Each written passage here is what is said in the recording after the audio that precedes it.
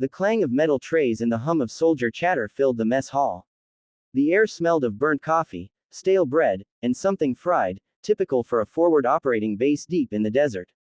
The soldiers lined up, exhausted from drills, laughing about things only they found funny.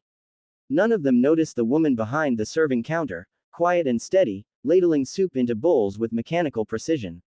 Her name tag simply read, L. Walker. She wore the same beige apron and cap as every other kitchen hand. Her brown hair was tucked neatly away, her sleeves rolled to the elbow, and her tired eyes gave away nothing. But beneath that rolled sleeve, a faint black ink peeked through, a tattoo she thought she'd hidden well. The moment Colonel Mason stepped into the mess hall, the noise dimmed just slightly. He was one of those men who carried an air of command effortlessly, calm, disciplined, eyes always scanning, always measuring. He grabbed a tray and moved along the line, nodding politely to each server until he reached her. "Chicken or beef, sir?" she asked without looking up. "Beef," he replied absently, but his gaze froze. His eyes had caught something on her forearm. It was quick, a flash of an insignia partially hidden under her sleeve. A dagger through a pair of wings, surrounded by an unbroken circle. He knew it instantly. It wasn't just any tattoo. It was the Spectre Unit insignia, an elite covert special forces group that had officially been disbanded years ago. Only a handful had ever worn it. And even fewer were alive. "Private Walker," he said quietly, trying to keep his tone casual. "Mind if I ask where you got that ink?" Her ladle paused midair. For a second, she said nothing. Then she gave a small, forced smile. "Just a design I liked, sir." But Mason wasn't buying it. He'd seen the tattoo carved into the arm of a soldier who had saved his life in a night raid 5 years ago, a ghost named Lena Cross, call sign Spectre 9. She'd been declared Kia. He leaned in closer, lowering his voice. "You're not fooling me, Sergeant Cross." The ladle slipped from her hand, clattering onto the counter. For a heartbeat, the entire mess hall went silent. 2 hours later, they sat in his office. The colonel's expression was calm, but his eyes were searching.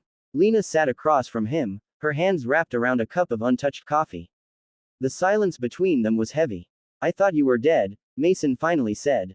Lena exhaled slowly. That was the idea. She looked older than he remembered. Her eyes had that haunted glaze soldiers get when they've seen too much. "I lost everything in that operation," she said quietly. "My team, my leg for a while, my identity. Command told me to disappear. So I did. They said the Spectre unit had to stay buried." Mason leaned back. "And now you're flipping eggs in a mess hall." She gave a bitter laugh. "It's peaceful. No bullets, no screams. Just coffee and burnt toast." But he could tell she was lying, not about the story, but about being at peace. There was pain in her tone, the kind of pain that doesn't fade, only hides. Over the next few weeks, Mason kept an eye on her. He noticed the way she still moved like a soldier, scanning exits, predicting movement, never turning her back on a doorway.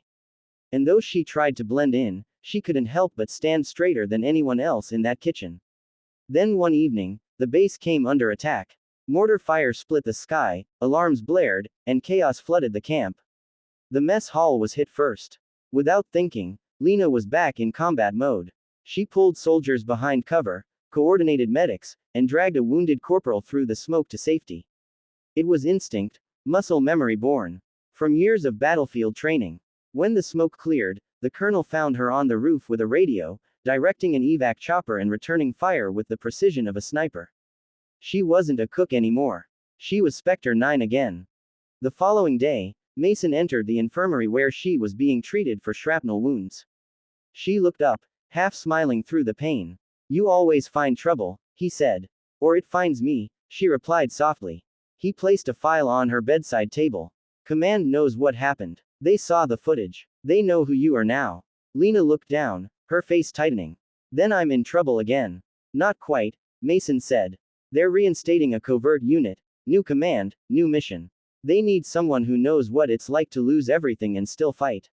She stared at him for a long moment, then laughed quietly. "You're serious? I don't joke about bringing ghosts back from the dead." Her eyes softened, the first real emotion he'd seen in her since that day in the mess hall. "I swore I'd never go back." "But," he pressed. She sighed. "But someone has to protect the ones who can't." Months later, deep in another hostile territory, a small team moved under cover of darkness. At the front was a woman with sharp eyes and a steady hand, her specter tattoo now visible again, no longer hidden. Over the comms, a soldier whispered, "SPECTRE9, we're in position." Her reply came calm and sure. "Copy that. Let's bring them home." The operation was flawless. No casualties. Another impossible mission accomplished. When she finally returned to base, Mason was waiting. "Welcome back, Sergeant." She smiled faintly. "Feels like I never left." He studied her for a moment, then asked, "Why come back after everything? You could have stayed hidden." Her voice was quiet but firm. "Because peace isn't found in hiding, Colonel. It's found in doing what you were born to do, even when it hurts." That night, she stood alone under the stars. The base was calm again, soldiers laughing somewhere in the distance, unaware of how close they'd come to being erased. Lena looked down at her tattoo, the dagger, the wings, the unbroken circle. A symbol of those who fought in the shadows so others could live in the light. She traced it with her finger, whispering, "For those who didn't make it back." The wind carried her words away, and for the first time in years, she felt something she hadn't felt since the day she disappeared: purpose. Because heroes aren't always the ones people remember. Sometimes, they're the ones who quietly serve food, until destiny calls them by name again.